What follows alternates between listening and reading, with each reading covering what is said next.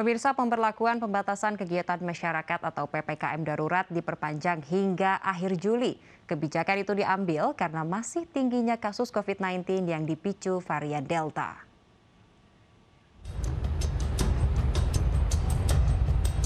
Pemerintah memperpanjang pemberlakuan pembatasan kegiatan masyarakat atau PPKM darurat hingga akhir Juli 2021.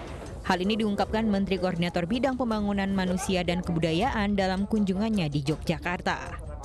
Anak-anak dan orang ibu hamil sudah banyak yang jadi korban, yang meninggal, yang sudah mulai banyak. Ini artinya apa? Berarti ini perang asimetris menghadapi COVID-19 ini. Karena itu Bapak Presiden juga sudah mulai memerankan TNI Polri itu karena pertimbangan kita ini sudah tidak bisa ditangani secara biasa ini. Daruratnya sudah darurat militer, hanya musuhnya memang bukan musuh militer konvensional, tapi pasukan tak terlihat itu. Tadi rapat kabinet terbatas yang saya ikuti waktu saya di Sukoharjo sudah diputuskan Bapak Presiden, dilanjutkan sampai akhir Juli PPKM. Dalam sepekan terakhir, kasus positif COVID-19 harian terus meningkat. Yang awalnya 36.000 naik menjadi 47.000 hingga puncaknya di 56.000 kasus dalam sehari. Lalu angka kematian juga tinggi. Yang awalnya 1.000 kasus sempat melandai di pertengahan minggu tetapi kembali tinggi mencapai 1.200 kasus kematian per hari. Sementara angka kesembuhan yang awalnya tinggi di angka 34.000 kasus, kini berada di rata-rata 20.000 kasus per harinya.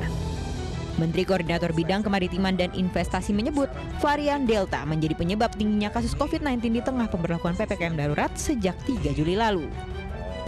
Peningkatan kasus COVID-19 ini dominasi oleh varian Delta.